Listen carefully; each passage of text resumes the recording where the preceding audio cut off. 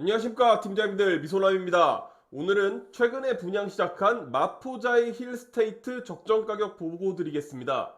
일전에 쇼츠를 통해서 한번 말씀드렸다시피 적정 가격은 84제곱미터 기준 14억 원입니다.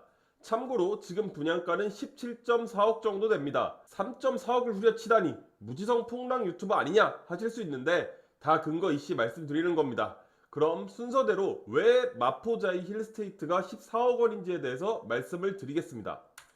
우선 목차부터 말씀드릴게요. 마포자이 힐스테이트 어떤 분양인지 말씀을 먼저 드릴 거고요. 그 다음으로 아파트 가격을 결정하는 4대 요건, 교통, 학군, 단지환경, 현재 시세 이 네 가지가 어떤지 말씀을 드리고 마지막으로 마포구라는 동네에 대한 평가 프리뷰를 말씀드리겠습니다. 아마도 이 내용을 쭉 들으시면 이래서 마포자이 힐스테이트가 14억 원이구나 하시지 않으실까 싶습니다. 먼저 마포자이 힐스테이트가 어떤 아파트인지를 먼저 아셔야겠죠. 우선 위치는 아파트 이름에서 아실 수 있다시피 서울특별시 마포구 공덕동에 위치해 있습니다. 시공사는 GS건설, 현대건설의 공동시공이고 세대수는 1101세대로 대단지 아파트입니다. 입주는 27년 3월인지라 한 3년 남았고요. 타입은 전용 59제곱미터, 84제곱미터, 114제곱미터 세 타입이고 분양가는 전용 84제곱미터, 33평 기준 약 17.4억 원입니다. 평당 한 5,200만 원 정도 생각하시면 됩니다. 어마어마하죠? 입지는 5호선 애호개역 근처 단지고요. 주변에 빌라가 좀 있기는 해도 역세권 입지를 자랑하고 있습니다. 빌라는 조금 많아요, 주변에. 근데 이제 분양가를 다시 한번 좀 생각을 해보셔야 되는 게, 마포자이 힐스테이트만 해당되는 내용은 아닙니다만 17.4억 원이 다가 아닙니다. 뭐 있냐? 일단 확장비랑 옵션 있어요.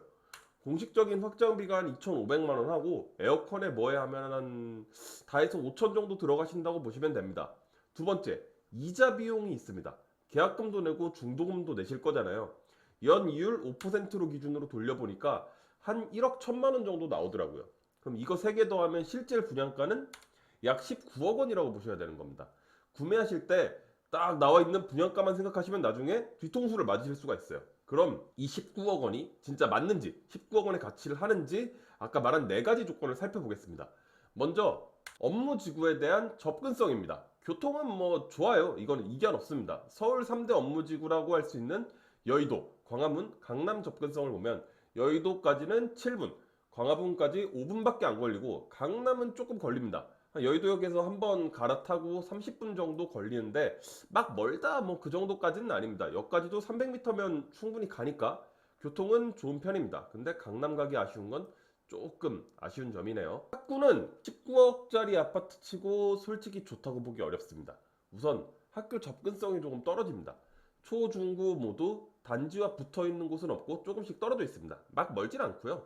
초등학교는 한 2, 300m 떨어진 곳에 두 곳 있고 중고등학교는 그거보단 멀긴 한데 근처에 많습니다. 근데 좀 걸어야 하긴 하지만 못 걸어 다닐 만한 위치는 아니에요. 그럼 실질적인 학업 성취도나 이런 차원에서는 어떻냐? 사실 여기가 이제 마포구 내에서도 공덕동인데 아직 재개발이 완료된 동네가 아닙니다. 그렇다 보니까 마포자이 힐스테이트도 빌라 구도심에 둘러싸인 구조이고 그렇다 보니 학군이 가격 대비 좋진 않습니다.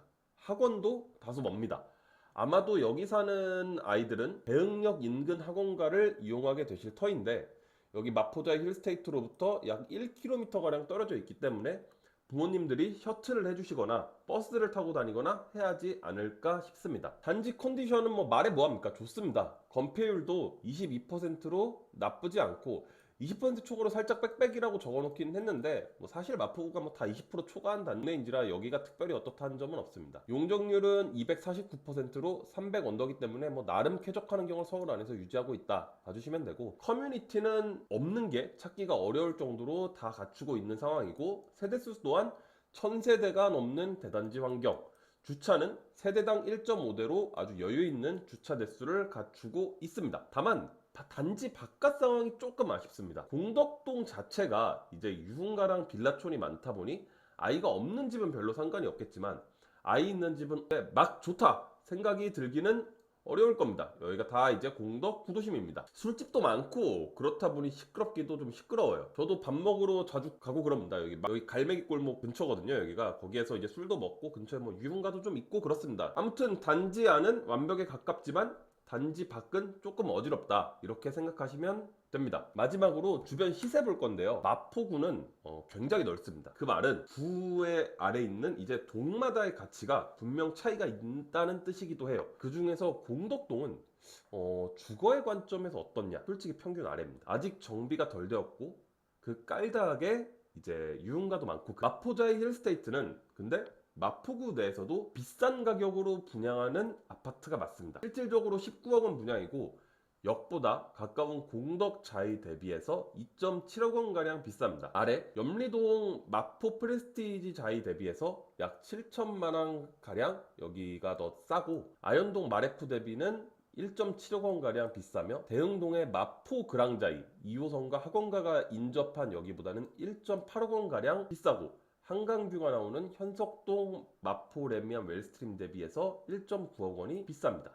솔직히 저는 굳이 공덕동을 다른 동들에 대비해서 더욱 싼 값을 주고 사야 할 이유는 모르겠습니다. 여기가 그렇게 막 주거에 엄청나게 적합한 환경이 지금은 아니에요.